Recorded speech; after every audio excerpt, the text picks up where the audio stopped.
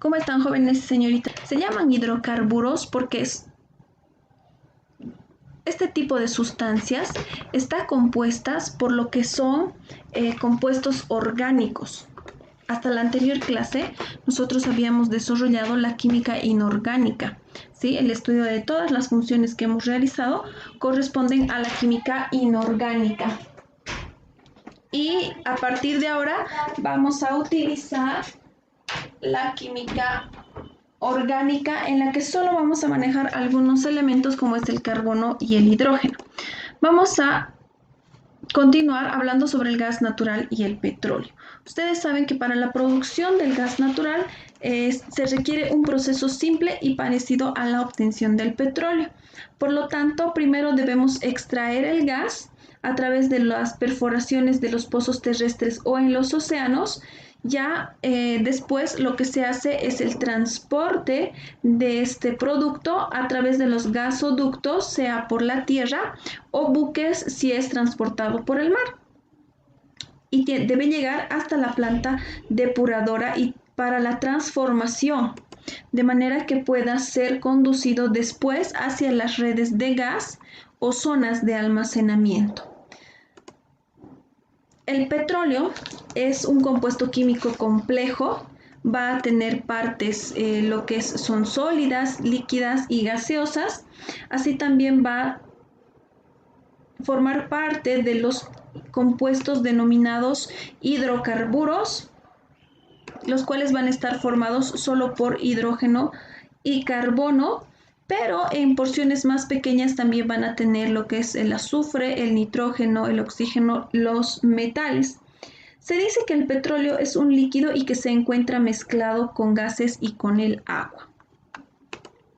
El gas natural también es un compuesto químico cuya composición se van a presentar moléculas de hidrocarburos, las cuales van a estar conformadas por carbono e hidrógeno y además de óxidos de nitrógeno y dióxidos de carbono, también de compuestos sulfurosos en porciones pequeñas.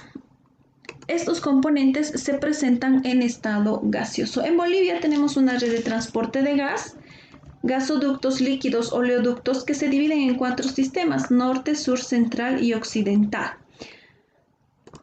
La química orgánica es el estudio de los compuestos que contienen los carbonos. El carbono es la base de muchos productos que vamos a utilizar a diario.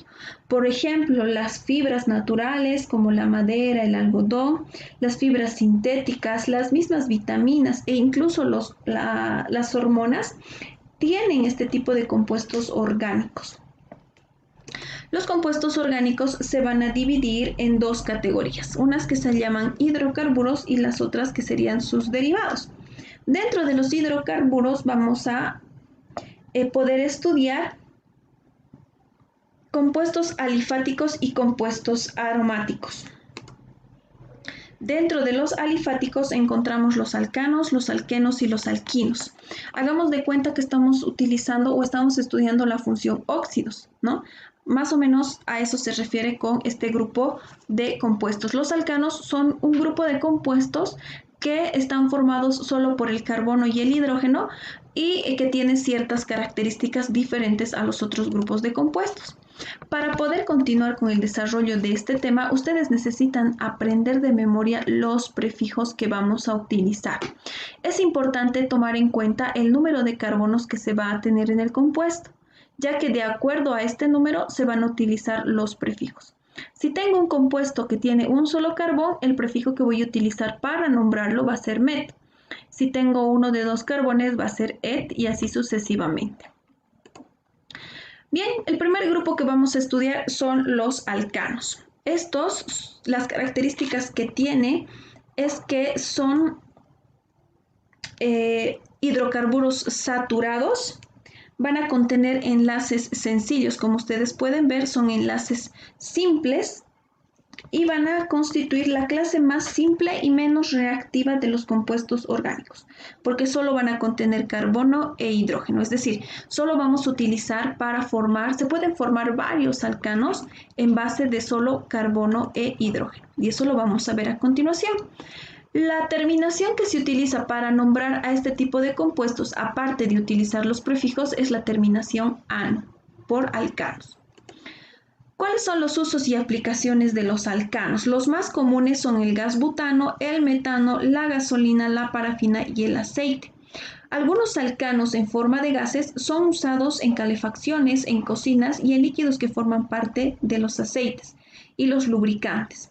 El metano es un hidrocarburo bastante accesible, es el más sencillo que pertenece al grupo de los alcanos.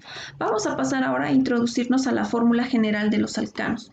Vamos a escribir este tipo de compuestos basándonos en la fórmula general, donde C significa al grupo de lo que serían los carbonos, H se refiere al hidrógeno y N significa el número de carbonos que va a haber en la cadena. Es decir, este N puede ser representado por un carbono, por 2, por 3, por 4, dependiendo cuántos carbonos queramos tener. Y lo único que hacemos es, para obtener el subíndice del hidrógeno, realizar esta pequeña suma, donde vamos a sustituir el número de carbonos en el lugar de N para poder multiplicar por 2 y luego sumar más 2. Por ejemplo, tenemos carbono e hidrógeno. Lo que quiero es realizar un alcano que tenga 2 carbonos. Para obtener el subíndice del hidrógeno, simplemente voy a aplicar mi fórmula, donde digo el subíndice del carbono, que es N, va a entrar a reemplazar en el lugar de N y voy a multiplicar. 2 por 2 igual 4. Ahora debo sumar más 2 igual 6. Entonces, ese 6 va a ser el subíndice del hidrógeno. ¿Cómo puedo comprobar si esto es correcto? Realizando la fórmula desarrollada. Esta fórmula condensada, así se llama, es una fórmula condensada en donde solo identificamos a los integrantes y la cantidad de cada uno. En cambio, las fórmulas desarrolladas nos permiten ver cómo están distribuidos todos los elementos.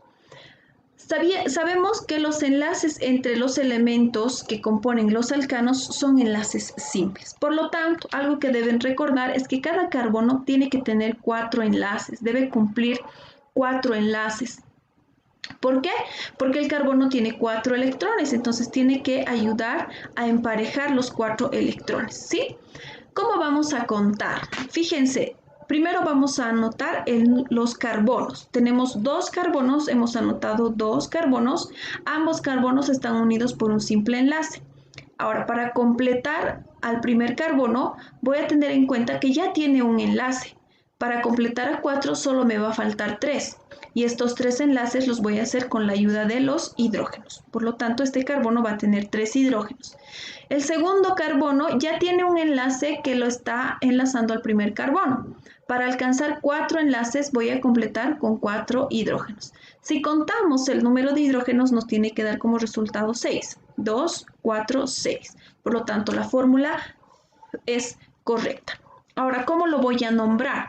Recuerden que para el número de carbonos 2, el prefijo que se utiliza es et. Y lo tengo que ayudar a terminar en ano. Por lo tanto, este compuesto se va a llamar etano. Vamos a escribir el propano. Fíjense, debemos recordar que el prefijo prop hace referencia a 3 carbonos.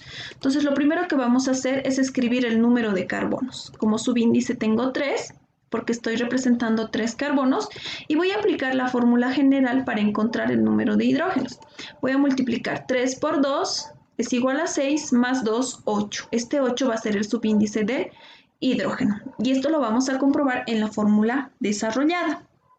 Tenemos que tener 3 carbonos y 2 hidrógenos. Fíjense, hemos anotado los 3 carbonos. Todos los carbonos van a estar enlazados por un enlace simple. Ahora, el primer carbono, como ya tiene un enlace, debo completar los otros con los hidrógenos. Y así completamos 1, 2, 3, 4 enlaces para el primer carbono. El segundo carbono ya tiene un enlace con el primero y ya tiene otro enlace con el último. Por lo tanto, solo le faltarían 2 enlaces. Y vamos a completar con los hidrógenos. Y el último carbono de igual forma, como ya está enlazado con el segundo carbono, va a enlazarse con 3 hidrógenos más. Por lo tanto, tenemos 1, 2, 3, 4, 5, 6, 7, 8.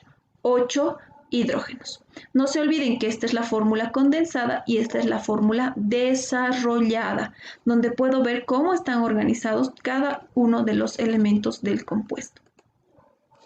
Los alquilos son otro tipo de compuestos que derivan de los alquinos, porque son incompletos dado que se les va a extraer un hidrógeno al alcano.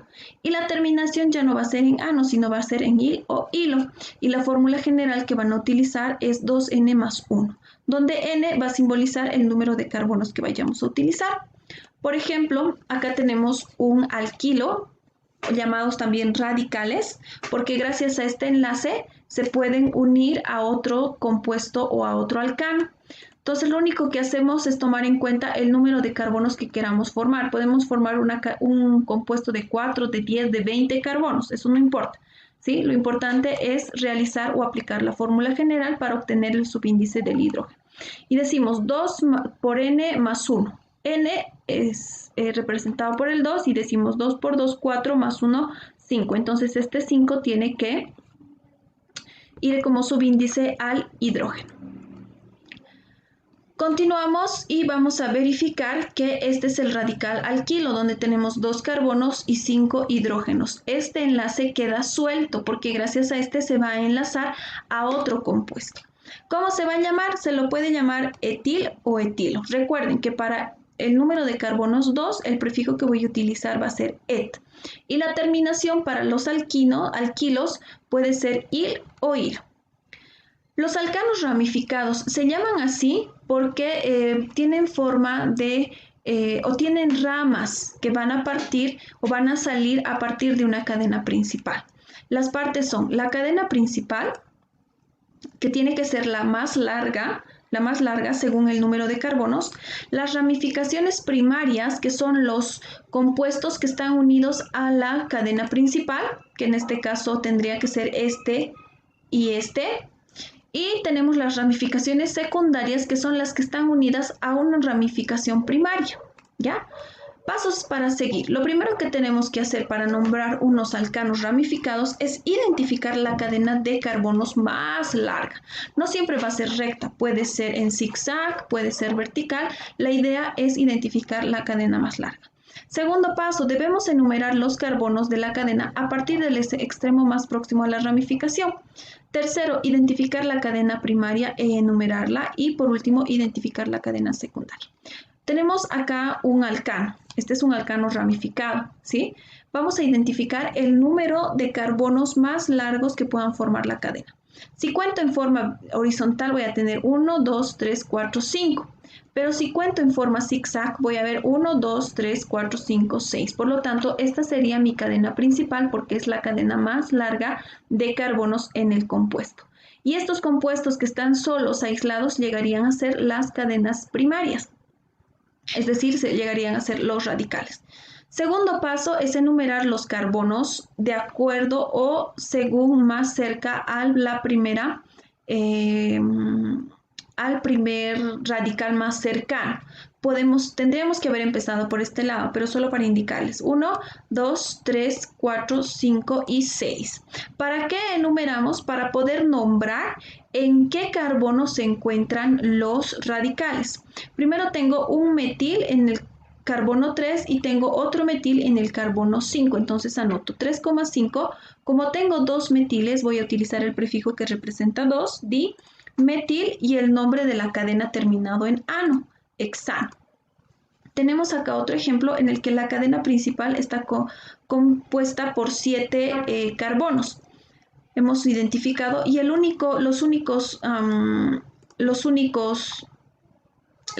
los radicales serían estos de colores. En el carbono 3, bien, cuando tengo diferentes ramificaciones, debo nombrarlos de acuerdo al orden alfabético. Como etil viene antes que metil, entonces voy a nombrar 4 etil, 3 metil y el nombre de la cadena principal. Y este es otro ejemplo.